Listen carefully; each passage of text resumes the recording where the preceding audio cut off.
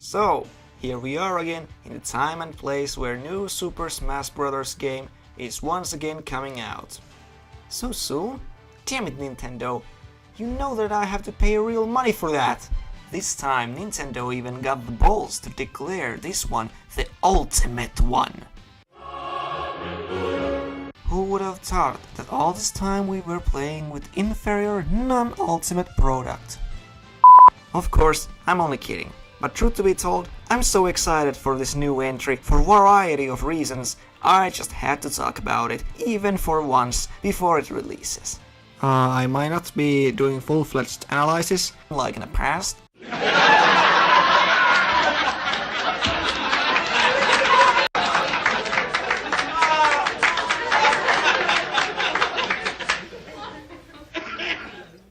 But I will give away my opinions and thoughts on various things presented to us this far. So without further ado, I'm your host Marnik90 presenting Super Smash Bros. Ultimate Analysis. Because Smash is the hype. Enjoy!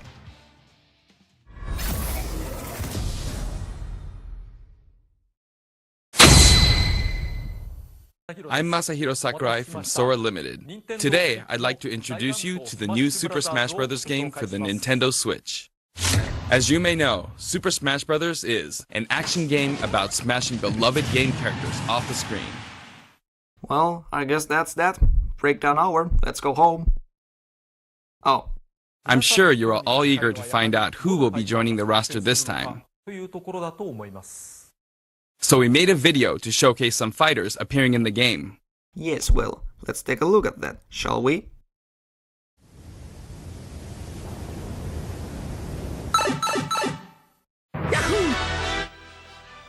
Wow! This game's main reasoning to call itself the Ultimate Smash Game is kinda justified when you realize just how much effort the developers put on. Seriously. All of the past Smash characters are in this game. All of them?! Yes, everybody's back. If that's not awesome, I don't know what is. Even characters that were DLC or appeared only once are here too. Even the Waste of Space.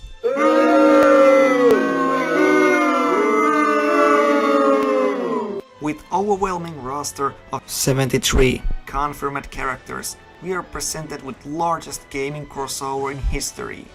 All the new models look gorgeous, and Smash 4's cartoony art style is once again present.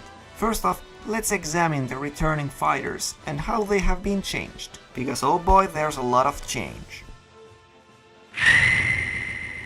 Mario seems to be the balanced brawler he's always been. This time Nintendo has added Cappy from Super Mario Odyssey into his aesthetics. What I've heard this far is that it doesn't actually change his moveset in any way, so that's a missed opportunity. Mario, like many other fighters, have received new alternate costumes. Link has been updated to his Breath of the Wild incarnation, with Hero's clothes as his alternate costume. This creates variety of problems for me, which I'll get into later, but I still like what Nintendo did with him. His bombs and arrows work differently now, bombs being remotely controlled and arrows being able to be picked up. His boomerang is obviously different too, and as he didn't have a claw or hookshot in the Breath of the Wild, as he should have had, so he instead has a regular shitty grab. Pikachu has a butt crack on its tail now. Next! The dude finally learned to speak English. Keep your eyes open! Zelda's design is now taken from Link Between Worlds. I don't really see the point since Zelda hardly does anything in that game, and her Breath of the Wild incarnation actually showcased pretty f***ing powerful magic whilst sealing Ganon. But okay. Shake would have been more believable from that Zelda too, based on Sheikah ninja outfit from the game. Seemed like a natural choice. Pokemon Trainer's Pokemon can now be changed easily in the fray of the battle. This greatly improves his playability.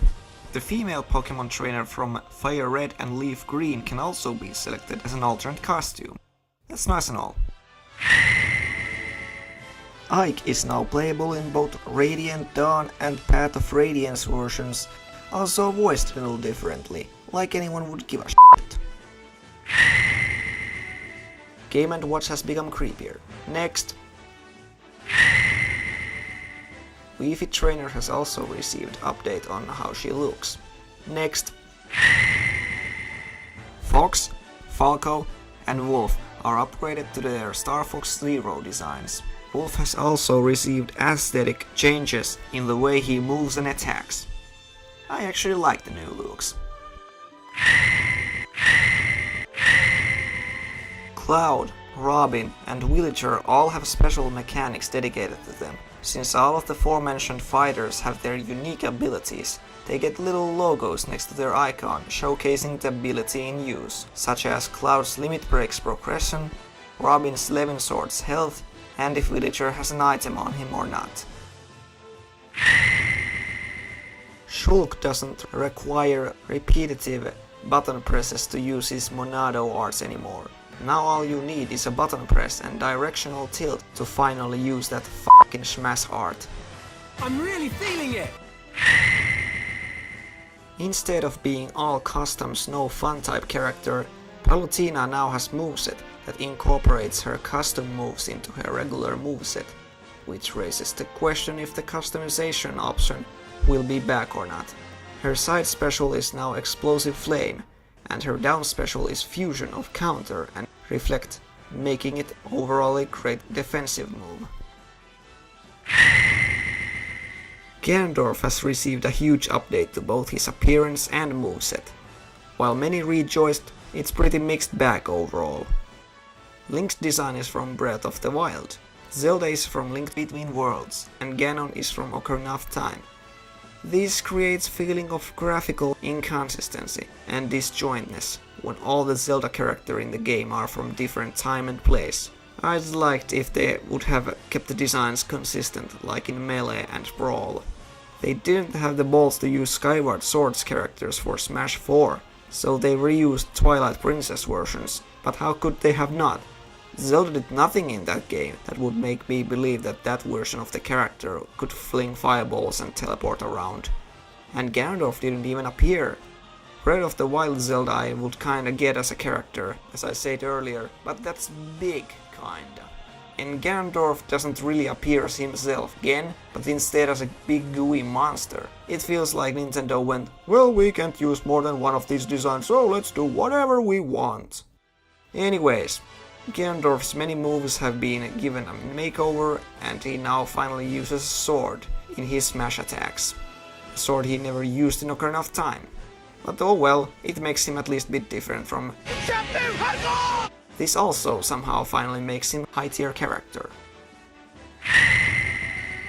Now let's change the channel for a bit and talk about the Echo characters. The two clones of the last Smash game that nobody wanted are now labeled as Echo Fighters, since they are pretty much carbon copy of another character. What this actually means is nothing, as they still take their own character space and are hardly changed from their latest appearance. I can't get that grip though on the fact that we have 3 different Links in the game, but none of them are considered Echo. This is due to the fact that semi-clones, such as Dr. Mario and Falco, have clearly different moves compared to their original counterparts. Speaking of Echoes, we move on to the new characters.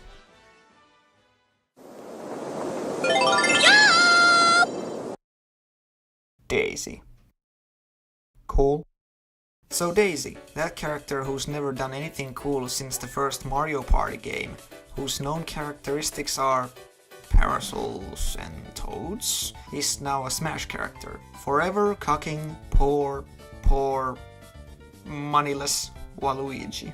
Her moves are same as Peach's, but they behave differently, and at least look different enough. I feel like Inkling is a great new addition to the roster. They can be playable in both female and male forms, and have pretty interesting looking special attacks. They can paint opponents so they take more damage, as well as a variety of Splatoon's ink weapons that can be used either on opponents or the stage. And they can recover as a squid. Inkling can however run out of ink, so it needs to be refilled from time to time by holding the B button down. Inkling seems to be a pretty great technical character. One question though, how can they now swim? And now, someone different.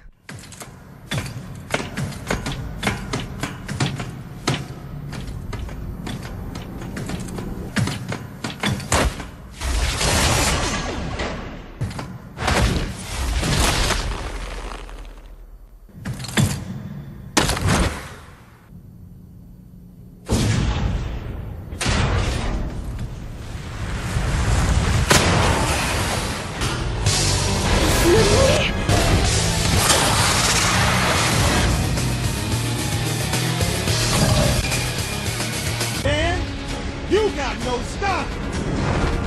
I think I gotta teach you a lesson about subtlety! Come on! So, a gigantic new reveal has been made. Sakura finally had enough of people asking and complaining about Ridley, that he finally snapped and put him in. Big twist, didn't see it coming. Anyways, Ridley is massive character with huge edge on the stage control and powerful attacks. He can breathe fire, rip off Charizard's recovery move, and stab people so hard that they explode. Many of his big attacks being based on his moveset as a giant boss in Brawl and Wii U version. He is easily largest character in the game. He's also playable as a meta Ridley. So, Ridley being in the game isn't small thing. Can't wait to play as him big time. And those were the new characters revealed in the first direct. The second one, more awesomeness.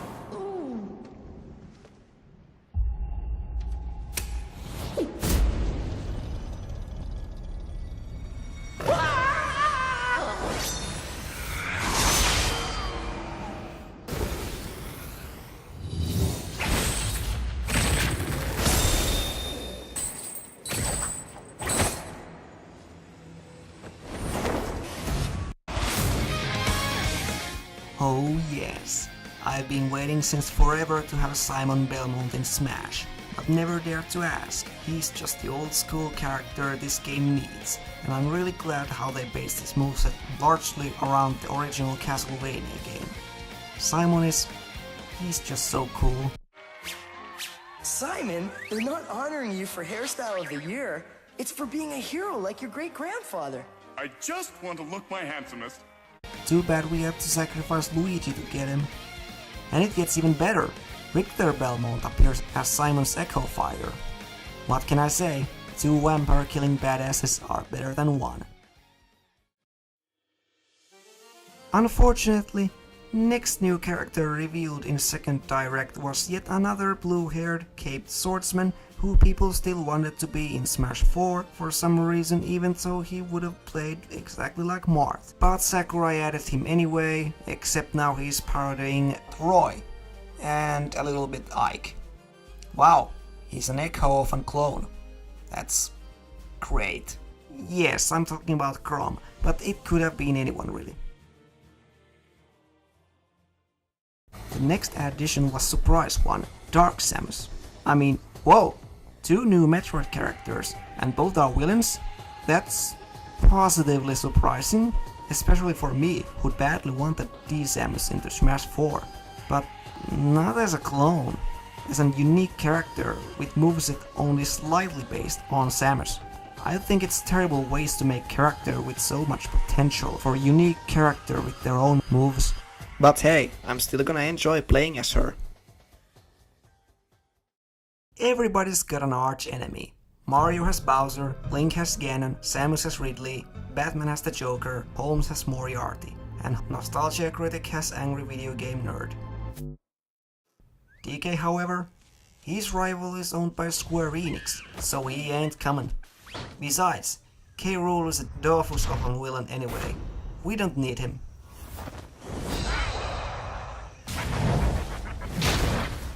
Oh shit. Huh, what do you know? K-Rool seems like a badass now. His moveset includes all kinds of references to his boss battles throughout Donkey Kong series.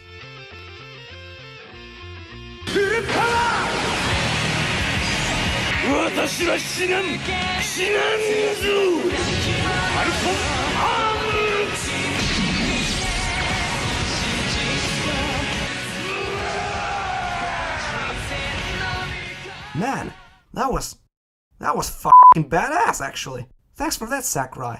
You made me realize how epic K-Rool was. Kudos. Phew. That's all the characters. Next, let's talk about their final smashes, aka the epically badass finishers of Doom. Flashier. Bigger. Faster. Yeah, for the sake of getting back to the fight as soon as possible without interrupting the flow of the battle, the final smashes have transformed into more cinematic, shorter and less interactive. Most of them look like they're hyper combos from Marvel vs Capcom games. I'm not a huge fan of them Ultimate Ninja Storm 2ing the shit out of this game, as I loved the final smashes, where I could control things like Landmasters, Volt Tackle and Supersonic. It gave the smash much more unique approach to the fighting game Ultimates. You could shoot a beam, transform into more powerful version of your character, or become controllable hazard that could wreck everything on its path. I'm really going to miss controllable smashes, but hey, I understand where they are coming from with this shorter duration and more traditional approach. So it's not like I'm outright hating on this change. So, let's examine a few of those new final smashes. DK no longer plays his not so casual bongos, but instead he grabs the opponent and goes Link's final smash has been changed accordingly. He now fires an ancient arrow. I like it, but I have to say, I'm gonna miss the Triforce Slash. Fox and Falco have ditched the Landmasters in favor of Captain Falcone move, which finishes with cinematic of R-Wings blowing you up. Pikachu's Volt Tackle no longer is controllable, but it sure tackles more, trapping opponents. Ness's and Lucas's PK Starstorm has been fixed, and now it even has added visual of their partners from their respective games appearing, which makes more sense as Ness and Lucas never actually learned Starstorm in their games. Zelda steals Link's original final smash. Bowser now turns into much bigger Giga Bowser and somehow teleports to the background. He now attacks by punching a select target instead of roaming around. Okay, so Ganondorf technically still has his old final smash, Beast Ganon, but now he naturally turns into Ocarina of Time's Ganon, which still does the same charging shit, so it looks super hilarious and awkward. I mean, can you imagine Ocarina of Time's final boss dashing like in Twilight Princess?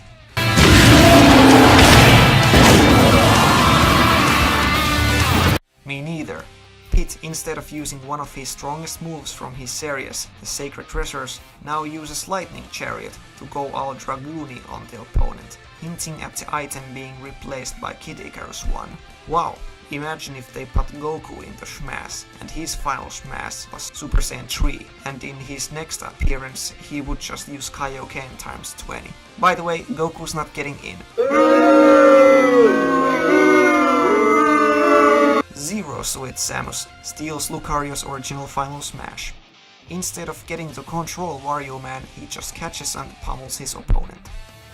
DDD finally has his mask, but unfortunately it's a catch and cinematic like Wario Man. It looks cool though.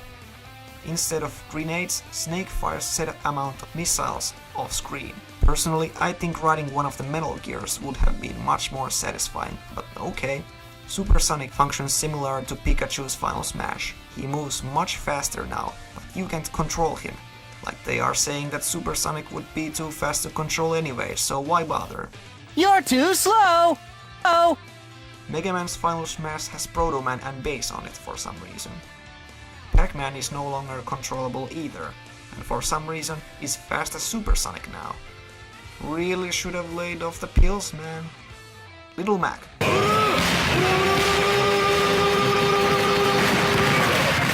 Shulk's Final Smash now has Fiora added, because of course. Inkling's Final Smash includes pulling out Killer Whale and firing her laser, similar to Zero Laser. Difference being that Inkling can move while it's active. Pretty useful. Ridley's Final Smash is cinematic, which somehow sends his opponent to space, into Samus's spaceship, which coincidentally was there, and he blows it up with Plasma Beam. It's cool, but makes no sense. Simon traps his opponent into coffin and uses Belmont's Grand Cross to smite his foes. Holy shit, that's cool. Grom, I don't know what he does. Kinda looks like Ether from Fire Emblem Awakening. Either way, it's a unique Final Smash. Dark Samus, instead of fusing with Aurora unit or becoming Metroid Prime, steals Samus's Final Smash. K. Rool.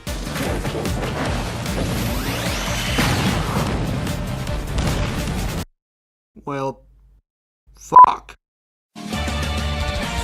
You win!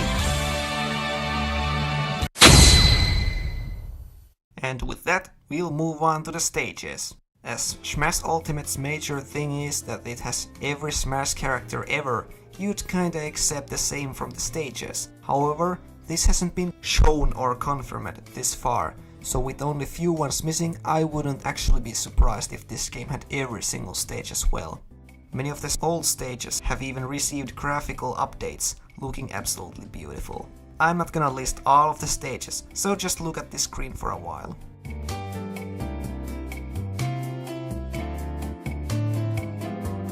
Cool. All kinds of new features have been added to them, like turning off the stage hazards, or morphing one stage to another. Cool! All the stages are playable in Final Destination and even Battlefield form. So that's cool. Nintendo has highlighted 6 new stages this far. Battlefield, Final Destination, New Donk City, Breath of the Wild Great Plateau Tower, and Moray Towers from Splatoon, and Dracula's Castle. The Ultimate Battlefield takes a great inspiration from the Smash Force incarnation, but it is still the same stage, visually updated. Final Destination has been updated and it looks cool, like never before. While all the incarnations have been vastly different, this one takes the cake, being the same style as a Battlefield, but more technology based and alien looking. The background changes as the time passes from heavenly looking area to one reminiscent of hellish landscapes. Quite a contrast really. I'd say this is the best version this far. Mario Odyssey just had to have the stage here. What could have been better choice than New Donk City? While the fight rages around the top and bottom of the city hall, Pauline and her crew can be collected from the background to sing everyone's favorite tune, Jump Up Superstar. Mario's ship can also be sailing on the top of the building. Great Plateau Tower from Breath of the Wild has our fighters far from the ground. This stage has destructible environment like Luigi's Mansion. I honestly was accepting to fight in the plateau itself and have guardians attack you like in Garden of Hope. But oh well, this is cool too. Moray Towers from Splatoon 1 and 2 has multiple angular floors, allowing the players multiple levels of fighting space. It even has little aesthetic touches, like ink being fired at the stage from off-screen, and Judd and Little Judd. Now for the big one, Dracula's Castle. Many familiar bosses from classic Castlevania games haunt the stage. Those bastards. Never got past the death in the NES version. Now it's time for some well-deserved vengeance, you bitch. All of them are here. Wait, is that Kid Dracula? What the? Even Dracula shows up. Or is he an ass's trophy or a boss? Hard to say, but he sure kicks ass. Ours, unfortunately. This stage is filled with nostalgia. You can even break the candles to earn items. It's just thank you, Sakurai. You like Castlevania, don't you? Only few new items have been confirmed. I am not exactly sure what items we can accept to be cut or return, possibly all of them. The new ones are Banana Gun, a shooting type that ejects a fucking banana. Black Hole creates a massive black hole that drags everything inside. Bomber explodes in a player's hand, which creates explosion that only affects enemies. Healing Field can be thrown on the ground. Its field heals anyone regardless of their gender. Launch Star can attract and launch fighters and can even KO them. Fake Smash Ball explodes when broken. Compared to the regular Smash Ball, its thin and thick lines are inverted. Killing Edge from Fire Emblem occasionally glows, dealing massive damage. Rage Blaster does more damage the more damaged you are. Staff is yet another Kid Icarus item. Next. Rambling Evil Mushroom is the bane of my existence. Death's Scythe that Luigi already got introduced to can one-shot opponents with high percentages. How high? Good question. New assist trophies and Pokemon have been released too. Nearly all assist trophies can be KO'd this time. The new assist trophies include Arcade Bunny, Burrowing Snagret, Crystal, Squid Sisters, Sugapon, freaking Bomberman, Rodin from Bayonetta, and Knuckles the Echidna, who doesn't chuckle, making everyone wonder if Shadow appears as Sonic's Echo Fighter. My nigga Zero finally gets to be in Smash game. Yes. Jeff Kawasaki. You know, Kirby, I was thinking that you might want a nice hot bath. Claptrap. Captain. Nikki from Swapnote. The Moon from Majora's Mask. Shovel Knight, who in my opinion deserved to be playable character instead of assist trophy. Alucard, aka Crimson Fucker from Castlevania, also appears. Then there's Rathalos. He's a surprise addition, being a famous monster from Capcom's Monster Hunter games. Not only does he appear as assist trophy, but also as a boss on a stage apparently inspired by Ancestral Steppe from his series. I know almost nothing about Monster Hunter, but he looks pretty cool and interesting stage hazard, being first character to appear as a boss and assist trophy. The new Pokemon include Raichu, Ueris, Vulpix, Abra, Executor, Mimikyu, Pyukumuku, Marshadow, legendaries from Sun and Moon, Solgaleo and Lunala, and Ditto, who surprisingly was utilized only just now.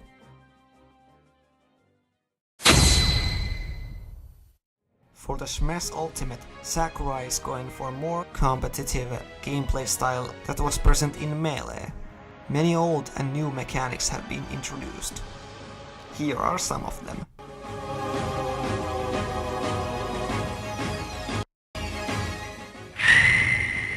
Directional air dodge is a combination of mechanics in Melee and Smash 4. You can move to the left and right while dodging, giving the fighters a quick momentum boost without making them helpless. This can only be done once before landing. The overall dodge has been nerfed a bit even in ground, where repeated use causes your invisibility frame to shorten. Short hop attack can essentially be performed anytime from ground by pressing A and jump button simultaneously. Now this mechanic I really like. Perfect Shield happens when you use a shield but release it just as you are attacked. This can have really high risk, high reward effects on gameplay. Game also adds in few minor tweaks, such as seeing who the lead player is at all times and one-on-one damage being slightly increased. Many alterations and new additions to game's various modes have been made. Heck, we even have new modes. Even the minor tweaks affect how the entire game feels in major ways. This time you select stage before selecting a fighter, and you can customize your own rule sets for online battles and so on. Stamina battle returns more intense than ever, but same can be said about sudden death. Zooming in, finally we have sudden death that kills you. There's also an option for a chargeable Final Smash meter, where you can unleash weaker version of your Final Smash after your Final Smash meter is filled up. Not two Final Smashes can be activated at the same time though. Squad Strike is a new mode where you build a team of 5 or 3 and fight elimination style battles. Invite your friends! Tourney is an improved version of Tournament. You can freely choose the amount of players and CPU, and game constructs a tournament automatically. 32 players max. Smashdown has you unable to pick the same fighter twice. With each consecutive fight, the roster gets smaller. I really like this idea. Training mode is completely revamped. With a new stage, it calculates your strike's minimum, current, and near maximum distance. Classic mode is back, presumably with Master Hand as a final boss. This time each fighter gets their own set of stages and opponents to play. Since this game is all about bringing back the old, my biggest hope is huge Subspace Emissary style story mode. Subspace sure wasn't perfect, but it was so much fun. Just seeing all these different Nintendo characters interact with each other, unite against common threat, and just be awesome was awesome. While story mode done in same style as Subspace Emissary, with 60 plus characters united would really tip the scales over the edge. I think there's other possibilities. One being arcade/quest mode that you gotta play as each character, each offering a different viewpoint of the same overarching story, experiencing the part of the another character, like how is Mario gonna deal with this, or how is Link gonna fight this thing, and what was Pikachu doing while that was happening. But I don't see this as a likely thing, because game's adventure and all-star modes already function like that. Overall, I feel like proper story mode would be final thing cementing this game as the ultimate Smash game. But now that there are a million characters, it'd be really f***ing hard to have story mode utilizing them all effectively. Daddy Sakurai is already doing all he can, so maybe we shouldn't accept miracles to happen. However, it is very likely that we are still gonna get new mode. Who knows? Maybe story mode will be DLC? Before I wrap up, here are some thoughts and possibilities for this game. So far this game is looking great, especially with the new mechanics and all the characters. I also absolutely adore the starting roster for how small it is, and how you can constantly unlock new characters. Speaking of the new, We've made including every single fighter ever our #1 goal, so I'm kind of hoping you aren't expecting too many new challengers. and with that I'm pretty sure we are not getting many more third-party newcomers, nor new characters at all. But if I were to guess, one more fully original and one echo is bare minimum we're gonna get. Who do I think are most likely? Well, for first party, I'm thinking on the lines of new Xenoblade character. Maybe Rex and Pyra, but I have no idea how they would play out as. Character from ARMS is also likely. Who could it be? Not a Springman, because f*** Springman. Other first party characters, I don't know. Maybe Chibi-Robo or new Kirby character. But I don't know if Sakurai wants to use his own characters. If they're not Kid Icarus ones.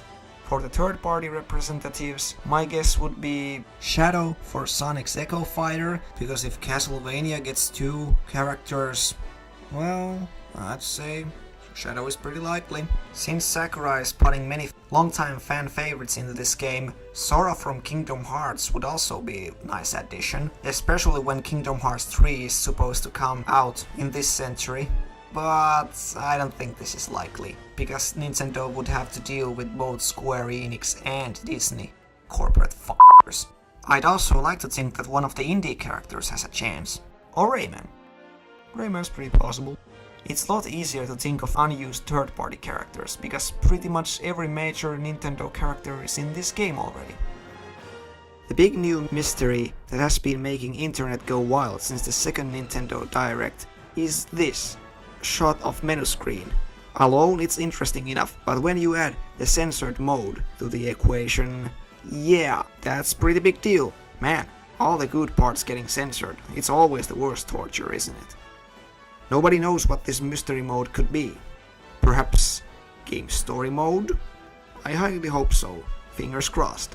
It very well could be, because there's other hints as well, like the stage you fight Rathalos in is very similar to many areas in Subspace Emissary. Also, the trailers have a distinctly same style, unlike in Smash 4. So maybe they are cutscenes? A while back some people managed to apparently clear out the censored blur, revealing text spelling out spirits. I have no idea if that's what it actually says. If it is, what could it mean? Horde mode with quote-unquote spirits of every character fighting you? Story or challenge mode about gathering the souls of great warriors? Who knows, it could be anything really. At this point we can only speculate, but it's gonna be something interesting alright. Also, before I stop, I want to pose a question. Could this be the final Smash game? It has all the past characters, all the new tweaks, and it really feels like workload for the developers. Especially to Sakurai. So Sakurai's already talking about the next Smash and how it would have less characters. But I'm not sure. Regardless if there will ever be a 6th Smash game or not, this game will be a great addition to the Smashing library, celebrating all things Nintendo like the franchise has always done. We are in for another great game, I'm sure. To Sakurai. Thanks. Just promise that after this you rest, man, okay? You and all the wonderful people working on this project deserve a good, long vacation. Thanks for all the awesome work. Sorry if I might have overanalyzed everything a bit, even though this was supposed to be a short video. I hope this sparks a lot of comments and discussion before the game comes out. So, thank you for watching. I hope you enjoyed and leave a like on your way out. Maybe subscribe for more countdowns and Smash related stuff while you're at it. I'm Marionik90 signing out. Peace.